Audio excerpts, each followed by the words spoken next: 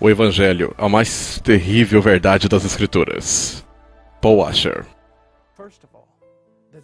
Primeiramente, o Evangelho começa em Deus. Veja que toda a questão volta à natureza de Deus. Deus é justo. Deus é santo. Deus não pode violar seus atributos. Ele não pode fazer algo que o contradiz. Ele é um Deus justo. Agora, isso é uma coisa boa. Seria terrível saber que este universo foi criado por um Deus mau. Um Deus onipotente que fosse mau seria completamente terrível. Então é bom que Deus seja justo, mas isso apresenta também outro problema. Se Deus é justo, o que Ele faz conosco? Deixe-me ilustrar o problema para você. Alguns anos atrás eu estava na Europa e ia palestrar em uma universidade. E eu sabia que a multidão ficaria contra mim. E eles tinham a ideia de que esse dinossauro social iria chegar com uma mensagem do tipo puritana e dizer que todos eles eram pecadores. Então quando eu subi ao palco, eu estava mesmo orando, Senhor, por favor, me ajude. E acho que Ele me deu sabedoria. Eu olhei para aquela multidão de universitários e disse: eu vou compartilhar com vocês a verdade mais assustadora das Escrituras. E eu fiquei dizendo e os alertando que eu iria compartilhar a verdade mais assustadora que alguém pudesse saber sobre Deus. Então, quando eles estavam todos ansiosos em seus assentos, eu olhei para eles e disse: aqui está. A verdade mais assustadora das Escrituras é que Deus é bom. Bom, naquele momento eles começaram a rir e a cochichar como se dissessem: qual o problema? Alguns deles realmente disseram: qual o problema com um Deus bom? Quer dizer, por que isso é uma má notícia? Por que é assustador saber que Deus é bom?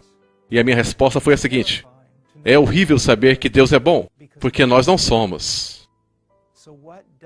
Então, o que um Deus bom faz com pessoas como nós, pecadores?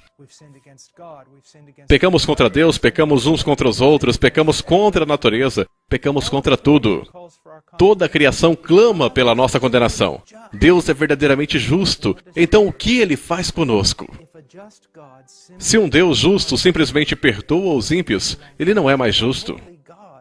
Se um Deus santo chama o ímpio para Ele mesmo, para ter comunhão com Ele, não é mais um Deus santo. Então, a grande questão de toda a Bíblia é esta: como um Deus justo perdoa o homem ímpio e continua sendo justo? Como um Deus santo chama o ímpio para ter comunhão com Ele e ainda continua santo?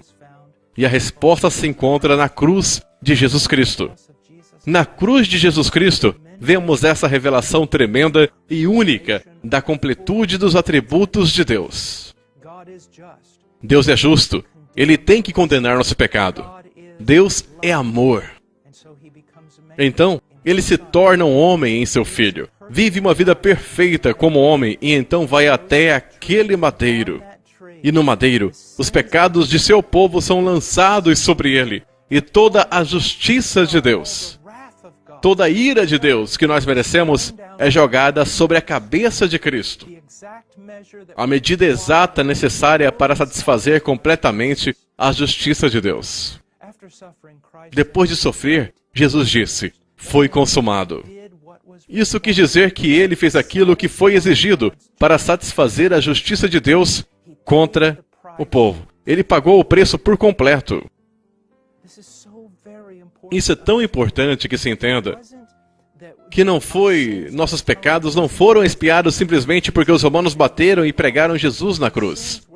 Nossos pecados foram expiados porque naquela cruz Ele carregou o nosso pecado e agradou ao Senhor Yahvé moê-lo. A ira de Deus que deveria ter caído sobre mim e você caiu sobre seu único Filho amado. E Ele sofreu na íntegra. Ele morreu, pois o salário do pecado é a morte. E no terceiro dia Ele ressuscitou dentre os mortos. E agora Ele está assentado à direita de Deus. E não há nenhum outro nome, nenhum nome em qualquer mundo, não há outro nome dado ao homem pelo qual possamos ser salvos, exceto pelo nome de Jesus Cristo. Ele é o caminho, a verdade e a vida, e ninguém vem ao Pai a não ser por Ele. Há apenas um Deus e um mediador entre Deus e os homens, Jesus Cristo, o homem.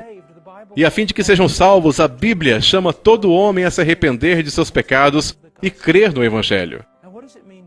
E o que significa se arrepender?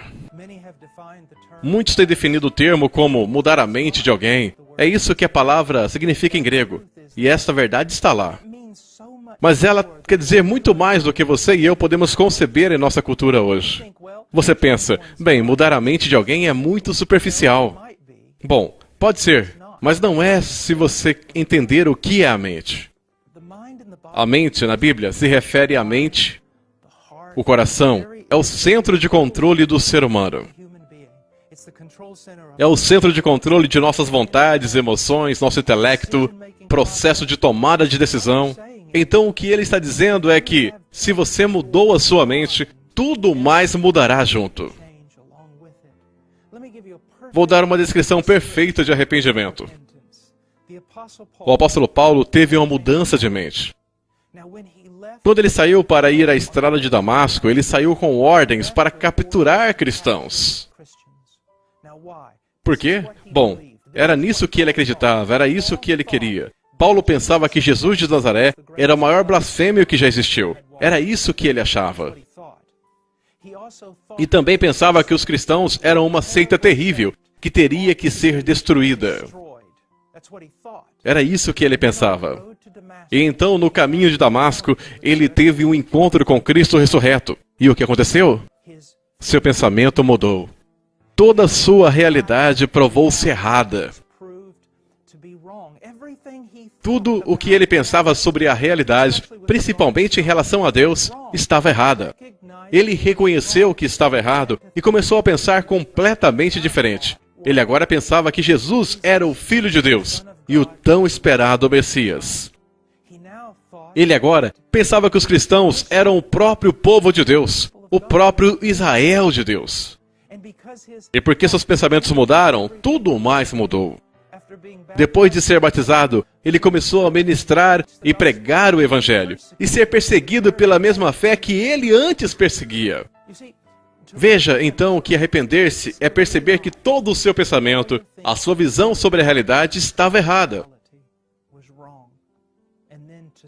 E então ver e se submeter à verdade de Deus sobre quem Ele é. Sobre quem você é e sobre quem Jesus é e o que Ele fez por você. Bem, a questão é, você se arrependeu? A sua mente mudou? Esta mudança de mente levou a uma mudança de intelecto, de vontades, de suas emoções? Os pecados que outrora você amava, você agora odeia? A santidade que antes você ignorava, você agora deseja? O Cristo com quem você não tinha parte, de quem você vivia separado, você agora o estima? Você considera que o reino dos céus seja algo de grande valor? Estas são algumas evidências de que a obra de arrependimento tem sido feita em seu coração. Não apenas temos que nos arrepender, mas devemos crer em Jesus Cristo, para conhecermos que não há absolutamente nada em nós que pode nos salvar. Como o escritor do hino diz, nada em minhas mãos eu trago, mas apenas a cruz de Cristo eu clamo. É um reconhecimento de que você tem apenas uma esperança, e que 100% dessa esperança se encontra na pessoa e na obra de Jesus Cristo. Que você sabe que não pode se salvar ao ponto de que se alguém apenas sugerisse que você entraria no céu por alguma obra de justiça, te faria ficar enojado e você gritaria: não, não, blasfêmia! Não, eu sou salvo por apenas um motivo. 2000 anos atrás, o Filho de Deus morreu, sofreu e morreu por mim. Então, a salvação vem a nós através de arrependimento e da fé em Jesus Cristo. Bem, se você realmente crê em Jesus Cristo, você tem a vida eterna. Mas como você sabe que realmente acredita? Mesmo se você teve uma experiência de conversão, você sentiu a paz de Deus e muitas outras emoções, como você realmente sabe que isso é verdadeiro? Uma das maneiras que você sabe que isso é real é que isso continuará. Não é necessariamente o que êxtase emocional que vai continuar, mas o que continuará é que você estará sempre crescendo em graça. você continuará a aprofundar-se no seu arrependimento. Você continuará a aprofundar-se na fé. Pouco a pouco, você será transformado mais e mais na imagem de Cristo.